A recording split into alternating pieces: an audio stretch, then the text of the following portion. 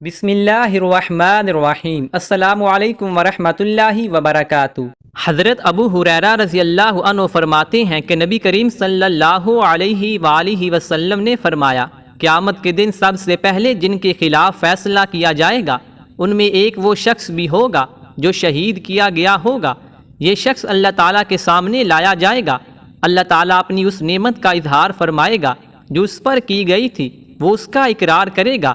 پھر اللہ تعالیٰ فرمائے گا، تو نے اس نعمت سے کیا کام لیا؟ وہ عرض کرے گا، میں نے آپ کی رضا کے لیے قتال کیا، یہاں تک کہ شہید کر دیا گیا۔ اللہ تعالیٰ فرمائے گا، جھوٹ بولتا ہے، تو نے جہاد اس لیے کیا تھا کہ لوگ بہادر کہیں، چنانچہ کہا جا چکا۔ پھر اس کو حکم سنا دیا جائے گا اور وہ منہ کے بل گھسیٹ کر جہنم میں پھینک دیا جائے گا۔ دوسرا وہ شخص ہوگا جس نے علم دین سیکھا اور دوسروں کو سکھایا اور قرآن شریف پڑھا، اس کو اللہ تعالیٰ کے سامنے لایا جائے گا۔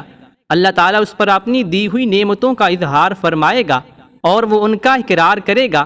پھر اللہ تعالیٰ فرمائے گا، تو نے ان نعمتوں سے کیا کام لیا؟ وہ عرض کرے گا، میں نے تیری رضا کے لیے علم سیکھا اور دوسروں کو سکھایا اور تیری ہی رضا کے لیے قرآن شریف پڑھا۔ اللہ تعالیٰ فرمائے گا، جھوٹ بولتا ہے، تو نے علم دین اس لیے سیکھا تھا کہ لوگ عالم کہیں اور قرآن اس لیے پڑھا تھا کہ لوگ قاری کہیں، چنانچہ کہا جا چکا۔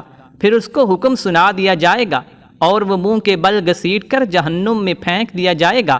تیسرا شخص وہ مالدار ہوگا جس کو اللہ تعالیٰ نے دنیا میں بھرپور دولت دی ہوگی اور ہر قسم کا مال عطا فرمایا ہوگا۔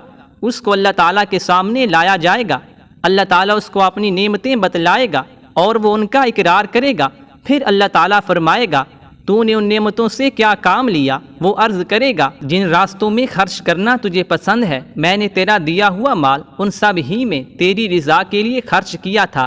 اللہ تعالیٰ فرمائے گا، جھوٹ بولتا ہے، تو نے مال اس لیے خرچ کیا تھا کہ لوگ سخی کہیں، چنانچہ کہا جا چکا۔ پھر اس کو حکم سنا دیا جائے گا اور وہ منہ کے بل گھسیٹ کر جہنم میں پھینک دیا جائے گا۔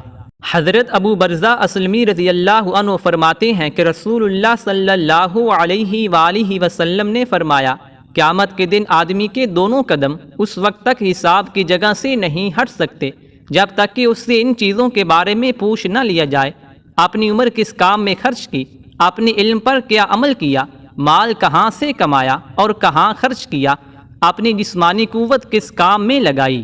نبی کریم صلی اللہ علیہ وآلہ وسلم نے فرمایا، جاہلیت کے 4 ایسے کام ہیں جنہیں میری امت کے لوگ نہیں چھوڑیں گے: اپنے حسب میں فخر کرنا، کسی کے نسب میں طعن کرنا، ستاروں کے ذریعے پانی طلب کرنا اور نوحہ کرنا۔ اور آپ صلی اللہ علیہ وآلہ وسلم نے فرمایا، اگر نوحہ کرنے والی عورت مرنے سے پہلے توبہ نہ کرے تو قیامت کے دن اس پر گندک کی قمیض اور خارش کا کرتا ہوگا۔